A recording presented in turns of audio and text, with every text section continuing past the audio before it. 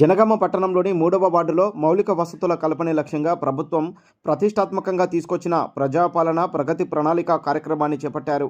Municipal commissioner Maheshwar Reddy ఆధ్వర్యంలో స్థానిక councillor బురద జ్యోతి గోపి అధ్యక్షతన ఏర్పాటు చేసిన ఈ కార్యక్రమానికి జనగామ మున్సిపల్ చైర్పర్సన్ కడకంచి బాలమణి శ్రీనివాస్ ముఖ్య అతిథిగా హాజరయ్యారు.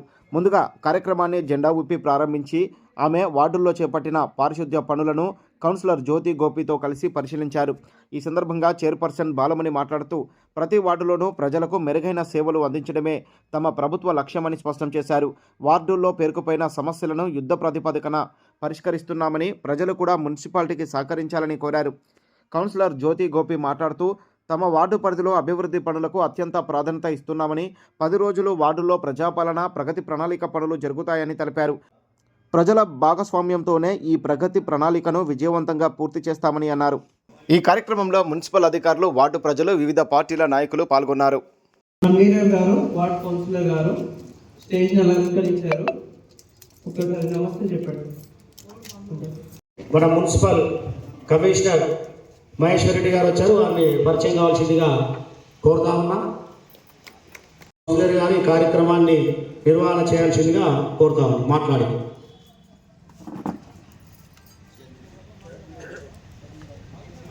ఈ యొక్క ఈ ప్రజాపాలన ఈ రోజును ఈ సభకు అధ్యక్షత వహించినటువంటి బూడిద జ్యోతి డాక్టర్ రాజమౌళి గారు వేదికను అలంకరించాలని కోరుతున్నాం.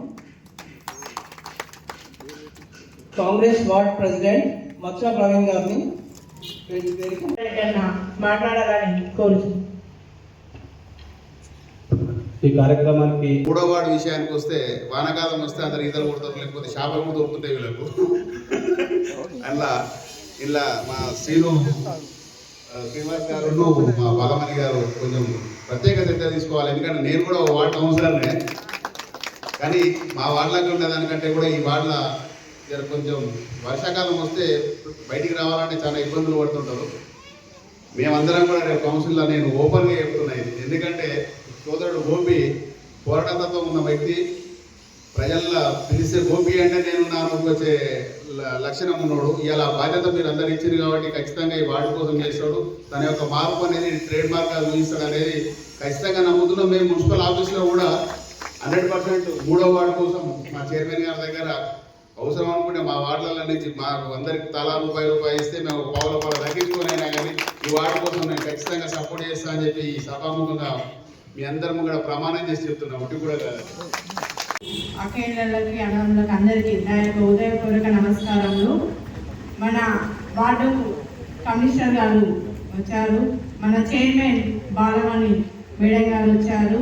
అందరికీ మన ఏ సమస్యలు ఉన్నా మనము ఇక్కడ మన మేడానికి కానీ సార్కే కానీ అన్ని విషయాలు చెప్పి మన వార్డు అభివృద్ధి చేసుకొని మన ముందడుగు వెయ్యాలని మనస్ఫూర్తిగా కోరుకుంటున్నా. వచ్చిన అందరికీ నా యొక్క పేరు అన్నలందరికీ నా యొక్క పెద్దలందరికీ, అక్క చెల్లెళ్ళకి, అన్నదమ్ములకి అందరికీ నా హృదయపూర్వక నమస్కారం. మన సీఎం రేవంత్ రెడ్డి గారు చేపట్టిన ప్రజాపాలన ప్రగతి ప్రణాళిక కార్యక్రమం మనం అందరము సపోర్ట్ చేసి చేయాలని 10 days ప్రోగ్రాం పెట్టుకున్నాము. అలాగే 10 days తర్వాత కూడా మనం అందరం ఇలానే పనిచేసి మా మున్సిపల్ సిబ్బంది మీకు సహాయ సహకారాలు అందిస్తూ మీరందరూ కూడా సపోర్ట్ చేసి కృషి చేయాలని కోరుకుంటున్నాను. ఇప్పుడు కర్ణాకరణ చెప్పినట్టు వర్షాకాలంలో మీకు ఇట్లా వాటర్ అవి వస్తాయని చెప్తున్నారు కదా, అది నేను ప్రత్యేకంగా పెద్దల దృష్టికి తీసుకెళ్ళి కంపల్సరీ చేస్తాను. ధన్యవాదాలు. జ్యోతి వానకట్టు ప్రజల పనులకు శుభ్రం చేస్తుంది, మున్సిపల్లో మాట్లాడినా పరిష్కారం చేయలేదనుకో. ఇలా కాంగ్రెస్ తోటి కమ్యూనిస్ట్ తోటి కలిసి ఉన్నారు కదా అని చెప్పేసి సమస్యల మీద మాత్రం రాజీ పడం. సమస్యలకు పరిష్కారం చేయకపోతే లోపల ఆమె మాట్లాడితే బయట మీ అందరూ వేసుకొని నేను సిపిఎం నాయకత్వాల పోరాటం చేసేలా మన వానకట్టు అభివృద్ధి కోసం కృషి చేస్తామని చెప్పేసి ఈ సందర్భంగా తెలియజేస్తా ఉన్నాం. ఇక మన పెద్దలు మనకి చైర్మన్ మన కర్ణాటక రాజు సారు ఒక మాట చెప్పాడు. అనేక ప్రలోభాలు వచ్చినాయని చెప్పేశాడు. అనేక ప్రలోభాలే కాకుండా బంధుత్వం, కులం, ఇవన్నీ కూడా ఒత్తిడులు వచ్చినాయి. అవే కాకుండా ఆర్థిక పరమైనటువంటి అంశాలు కూడా చాలా వచ్చినాయి. వచ్చినప్పటికీ ఇలా కాంగ్రెస్ సిపిఎం మాట ఇచ్చింది, ఇచ్చిన మాటకు నిలబడాలి. ఎన్ని ఇబ్బందులు వచ్చినా ఏదొచ్చినా ఇవాళ మాట తప్పేటువంటి పార్టీ కాదు. అదే రకంగా ఇచ్చిన మాటకు కట్టుబడినటువంటి పార్టీ సిపిఎం అని చెప్పేసి నిరూపణ చేయడం కోసం ఇవాళ ఎన్ని అవకాశాలు వచ్చినా రాజకీయాలలో అవకాశాలు వస్తాయి. కానీ మేము రాజకీయ అవకాశాల కోసం రాజకీయాల్లోకి రాలేదు. రాజకీయ అవకాశాల కోసం సర్పంచ్ కావాలనో, కౌన్సిలర్ కావాలనో, చైర్మన్ కావాలనో, వైస్ చైర్మన్ కావాలనో రాజకీయాల్లోకి రాలేదు.